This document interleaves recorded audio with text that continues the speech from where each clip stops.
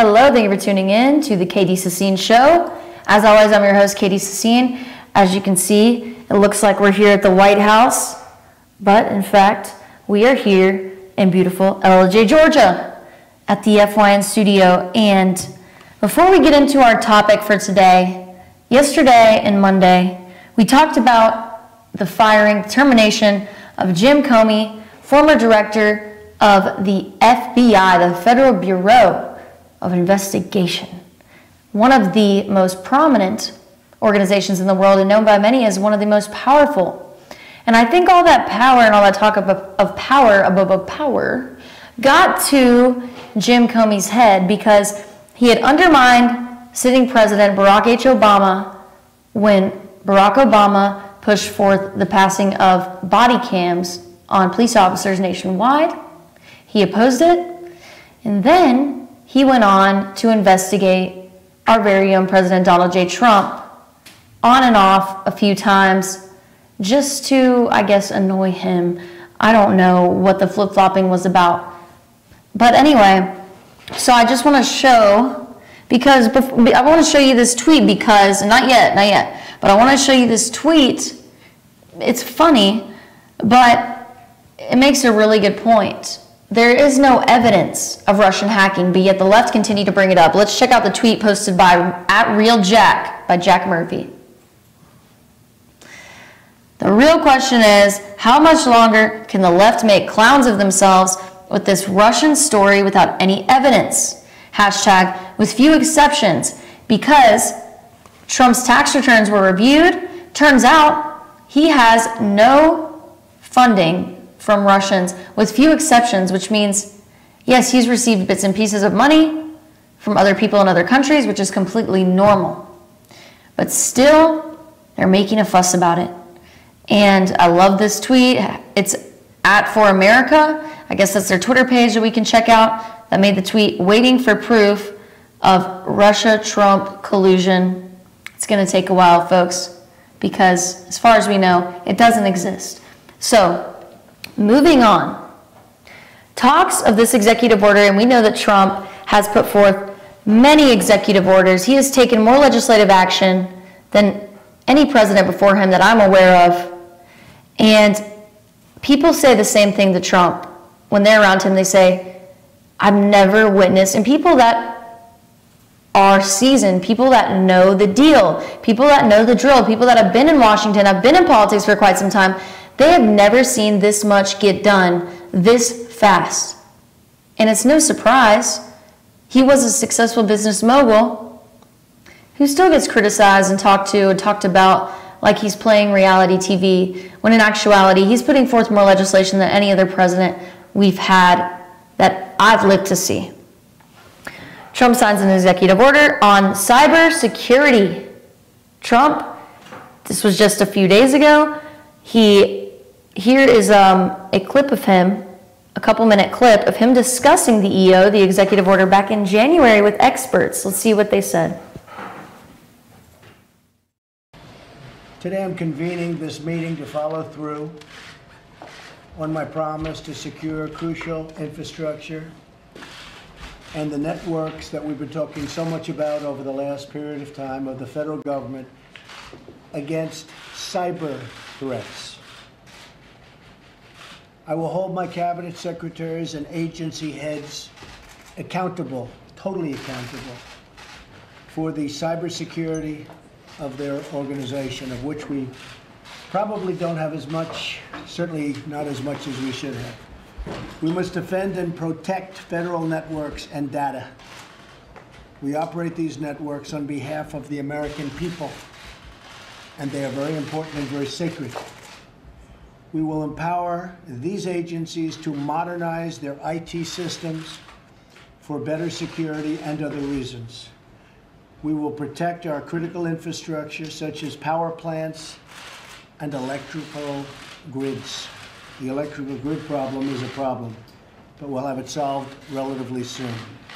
We must work with private sector. The private sector is way ahead of government in this case, to ensure that owners and operators of critical infrastructure have the support they need from the federal government to defend against cyber threats. Now, I think a pretty good example of this was, despite having spent hundreds and hundreds of millions of dollars more money than we did, the Democratic National Committee was hacked successfully, very successfully, and terribly, frankly. And the Republican National Committee was not hacked, meaning it was hacked, but they failed. It was reported, I believe, by Reitz and other people that it was hacked, but we had a very strong defense system against hacking. So despite spending a lot less money than the Democrats, and in all fairness, winning, people don't say that. We spent a lot less money, Admiral, and we won. That's good, right? Isn't that a good thing when you can spend less and win? But we were also very successful in our defense against hacking. We're going to make sure that cybersecurity is central to both our military and the ships, planes, and tanks built by great Americans for our great American military. And our military will become stronger and stronger as we go along. You heard it from the Don John, President Donald J. Trump, discussing the executive order that was signed on May 11th, I believe, about a week ago. And this was sought for the protection against cyber attacks, cyber threats. Leaders are to be held accountable for the cybersecurity of their respective organizations. And this will empower agencies to update and modernize their IT systems that are severely and dangerously outdated. And this is Trump showing and exemplifying his dedication to protection against cyber threats. The same man that is accused of winning the election over Russian hacking is securing cyberspace. So, I'm seeing the contradiction there now. There's a tweet that Donald Trump posted, presidential executive order on strengthening the cybersecurity, federal networks, and critical infrastructure. President Donald J. Trump is joined from left to right by John Steinman, Robert Joyce, and Tom Bossert as he signs an executive order for strengthening the cybersecurity, federal networks, and critical infrastructure. Now, how exactly is this going to work? It's going to reform cybersecurity, and this will prevent hacks to a further extent than now. It's not a Russia-motivated issue. The order was signed on Thursday, so about a week from past today, or behind today. It outlines plans to address the cybersecurity of federal networks. This is specifically what is part of the order. It outlines plans to address the cybersecurity of federal networks, the cybersecurity of critical infrastructure, the cybersecurity of the nation as a whole, and how to ensure that the United States achieves long-term excellence in cybersecurity. Here's a picture of Tom Bossert. He was standing with President Donald J. Trump as he signed the executive order, along with Josh Steinman and Rob Joyce. There he is, up close and personal. Tom Bossert is President Trump's Homeland Security Advisor.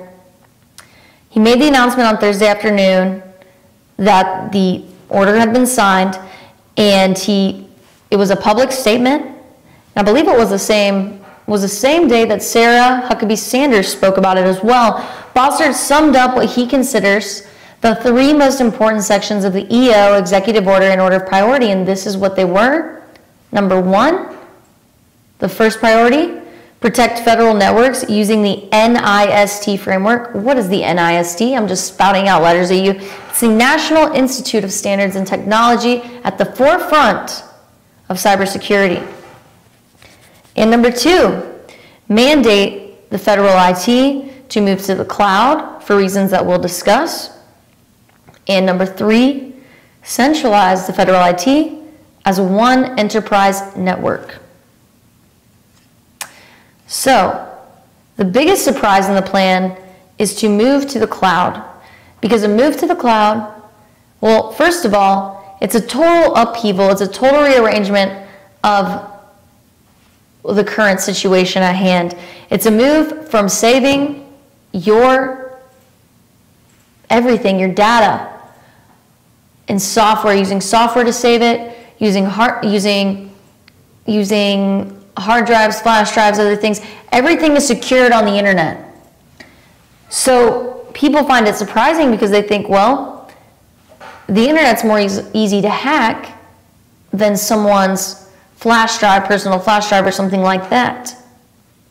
But if we hold the leaders of particular agencies and organizations responsible and accountable for protecting their network, then their cloud, and how did he phrase it? To hold them accountable for the cybersecurity of their organizations. So we'll empower the agencies and also help them do a better job and help them keep a closer eye on the possibilities of hacks and infringements upon cybersecurity that hold the most sacred and secretive information about the government and etc., particular plans moving forward. So we got to take a quick break. When we get back, we'll discuss the benefits of the cloud, and we'll discuss the cons of the cloud, the pros and cons, when we get back to the Katie Sistine Show. Remember to follow me at Katie FYNTV on Facebook and Twitter. You can email me at katie@fetchyournews.com. We'll be right back with you after these brief commercials.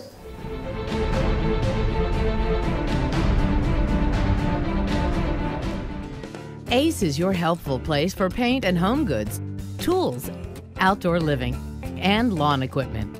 But did you know Ace Hardware of Blue Ridge is a little bit more? We have hunting rifles and accessories for your next hunting trip. We have Amish furniture imported directly from Ohio. And we have Ace Custom Woodworks for all your custom wood project needs, from cabinets to artwork. Ace Hardware of Blue Ridge. We have your new house in stock. El Rey and Ellijay. El Rey Mexican Restaurant. Family owned and operated, and a local favorite for families, parties, and meetings. Great prices. Friendly service and delicious Mexican cuisine. Patio dining available. Come sing in Carlos's Cantina every Friday 9 to 1. Eat in or take away. Same location for 14 years. Open 7 days at the corner of Maddox Drive and 515. North Georgia's favorite Mexican cuisine. El Rey and Ellijay. North Georgia Diamond is your source for diamonds. Come on in to view the area's largest selection of fine jewelry at North Georgia Diamond. All repairs and designs are done on site by our jewelers. And North Georgia Diamond has the lowest prices on loose diamonds. You can also sell your gold, silver, and coins at North Georgia Diamond between Walmart and Lowe's in East Ellijay. Locally owned by Bill and Allison Craig, North Georgia Diamond is your source for diamonds in North Georgia.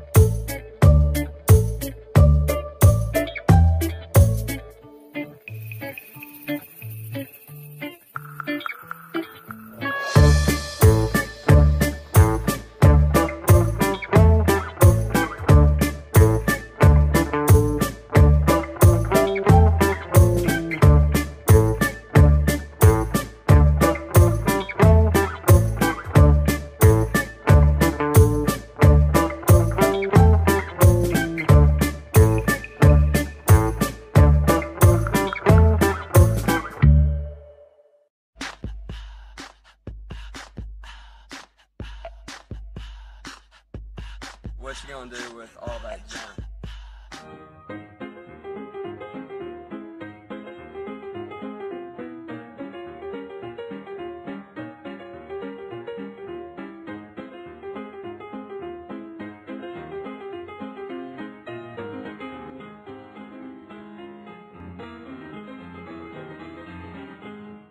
Circuit World, brand name merchandise at unbelievably low prices. Furniture, appliances, and electronics. Circuit World is locally owned and operated, serving the tri-state area. Circuit World has highly trained professionals to help. Visit your hometown Circuit World today. 3 locations in Georgia: Ellijay, Blue Ridge, and Blairsville, Franklin, and Murphy, North Carolina. No credit checks. So let Circuit World deliver to you today.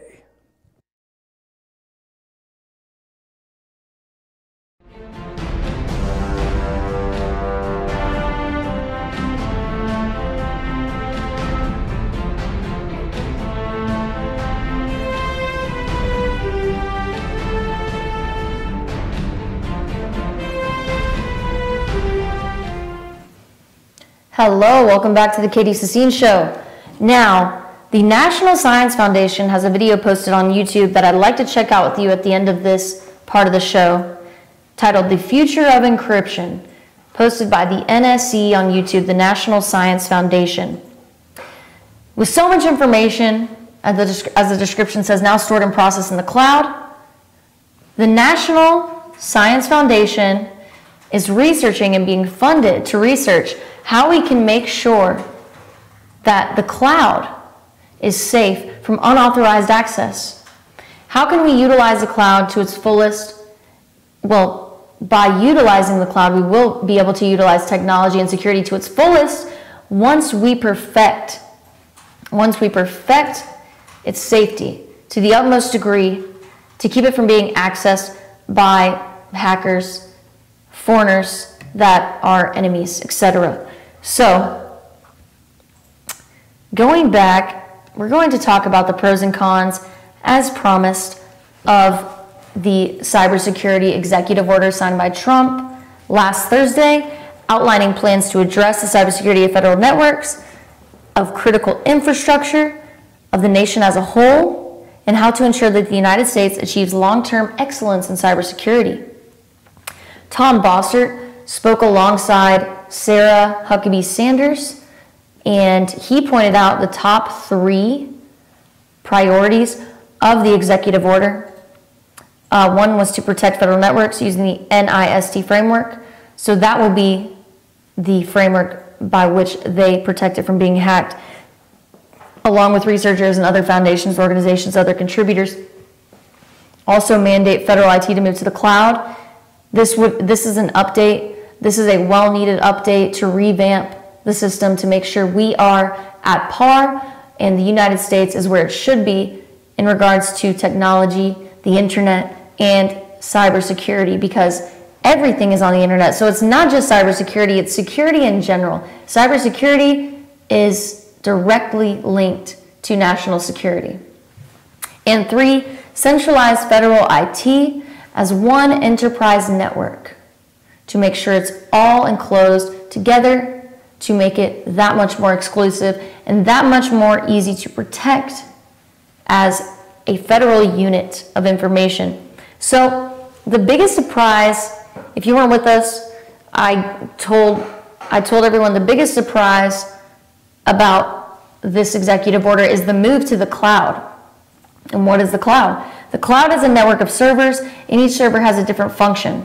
Some servers use computing power to run applications or deliver a service. For example, Adobe, which has a lot, it's on the Creative Cloud. Now they call it the Creative Cloud because it recently moved its creative services to the cloud.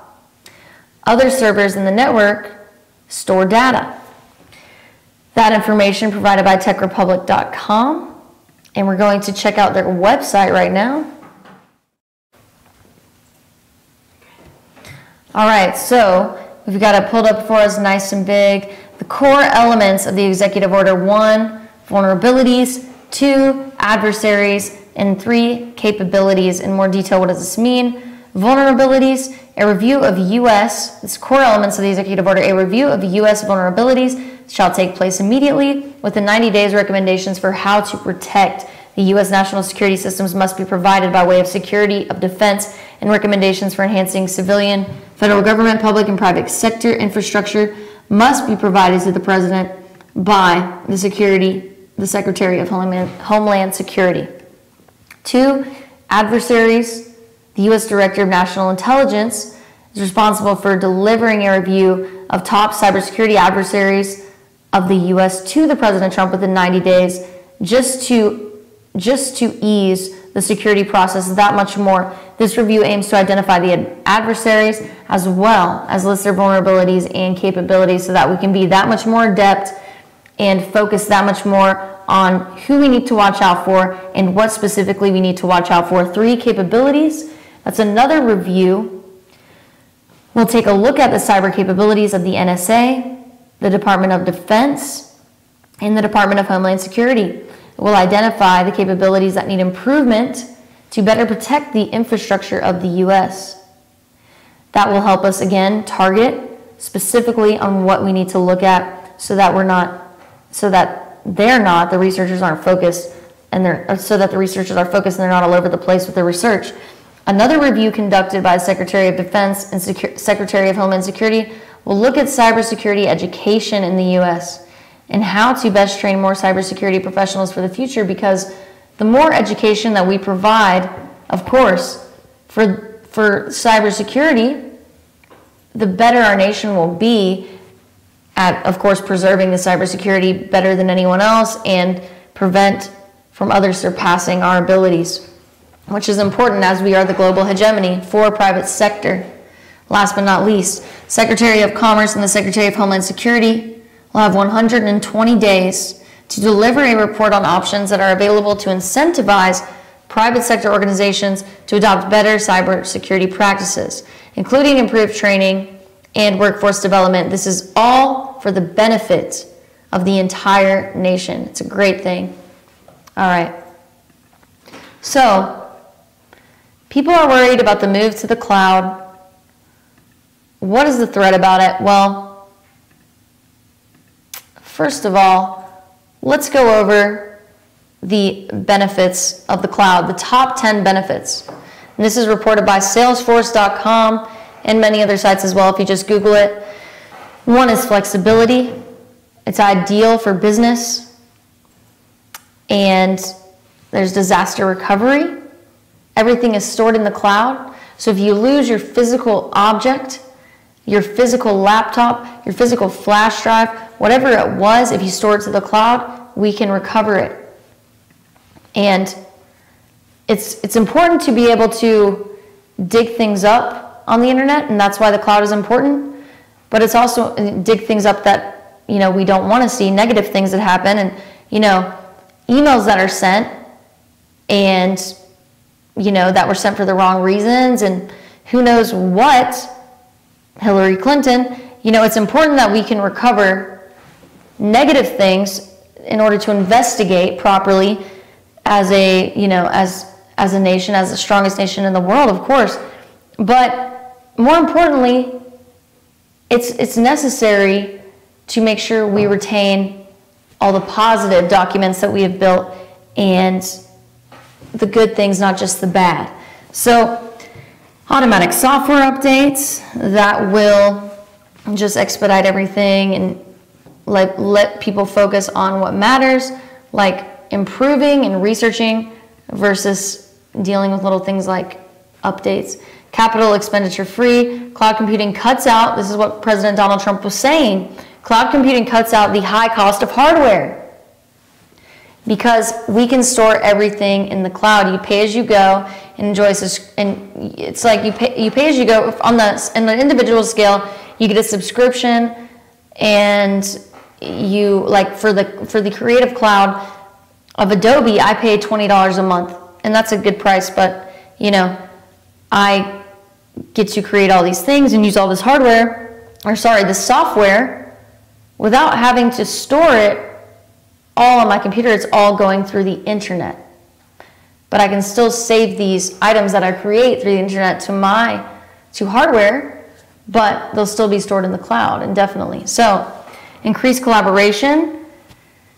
Of course, we know that. If you've ever used Google Docs, you can work from anywhere. This isn't all related. Now let's go down to security.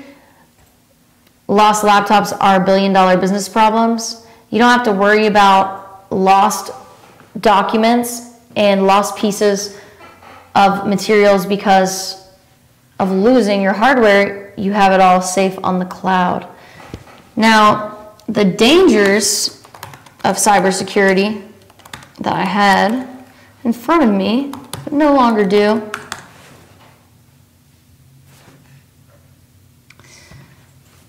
Let's see, NationalCybersecurityInstitute.org says the risk of ransomware as well, I'll just tell you right off the bat, the main danger and the concern for moving to the cloud is not the biggest risk in cybersecurity, but for moving to the cloud is the risk that an enemy can hack your cloud. However way they would, not sure, haven't looked into it myself, kind of want to do that, maybe should have, but I haven't. So, very interesting stuff. I mean, there's pros and cons to everything. Now the question is, will we be able to train our students who are studying cybernetics and encryption and coding and studying information systems and IT well enough so that we can prevent these attacks or mitigate them at least, because everything will be on the cloud and not on hardware that someone can hide or store and lock up. So it's a huge change. It's a move toward the future.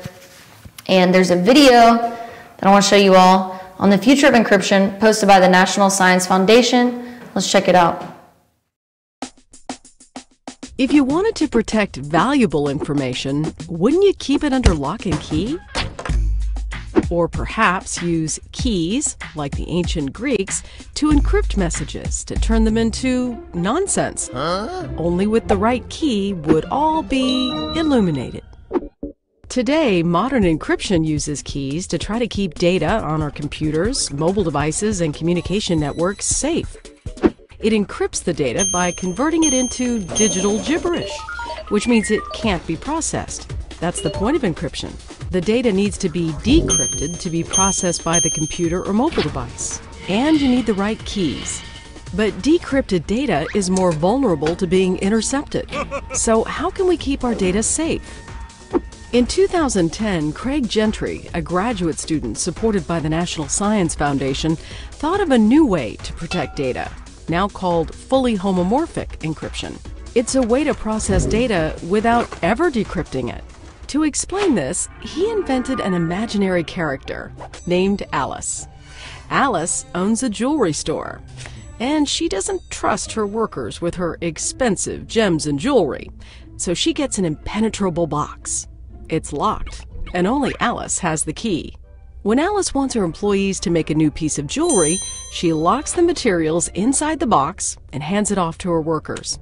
Using special gloves, employees can work on the gems inside the box, but can't get them out. Once the work is done, Alice opens the box with her key and takes out the finished jewelry. In this way, her workers process raw materials into jewelry without ever truly having access to the materials themselves. Fully homomorphic encryption basically does the same thing. As data and computation move to the cloud, fully homomorphic encryption would allow your data to be processed without ever having to give away access to it. Just imagine a web application that could do your tax return using encrypted financial information without actually seeing any of it. Cryptographers, including Gentry, are still figuring out how to turn the idea of homomorphic encryption into a reality. But this isn't the only idea they're exploring. There's honey encryption, where wrong guesses of the key produce information that looks right but isn't. Functional encryption, where cryptographic keys are hidden within software. Even quantum key encryption, where the quantum nature of atoms protects the data.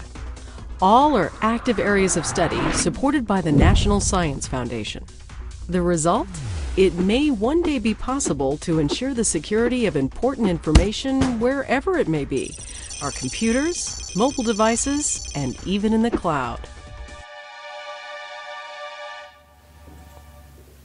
There you have it, folks, the complicated world of encryption that is allowed for by the cloud. Well, that, with the storing and processing of the cloud, encryption is needed to access the cloud. And if we can properly encrypt the clouds, which we will be able to do, and with more training to our population, the better we'll become at that.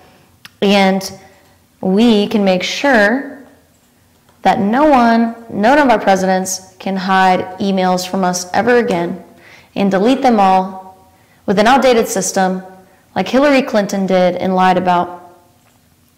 And with that, we will protect our republic even better. So if you're interested in the cloud, check it out.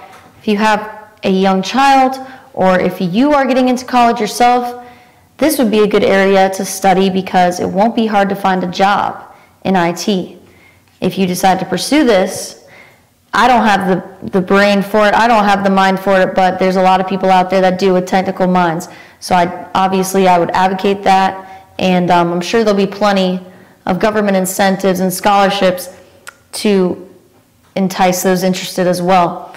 Anyway, we're out of time for the Katie Sassine Show today. You can follow me on Facebook and Twitter at KATYFYNTV, and watch the show Monday through Friday at 10 a.m. Keep watching, and you will no longer be indoctrinated, or at least you'll be aware of when you are being indoctrinated. So, thank you for tuning in, and I'll see you tomorrow on the Katie Sassine Show.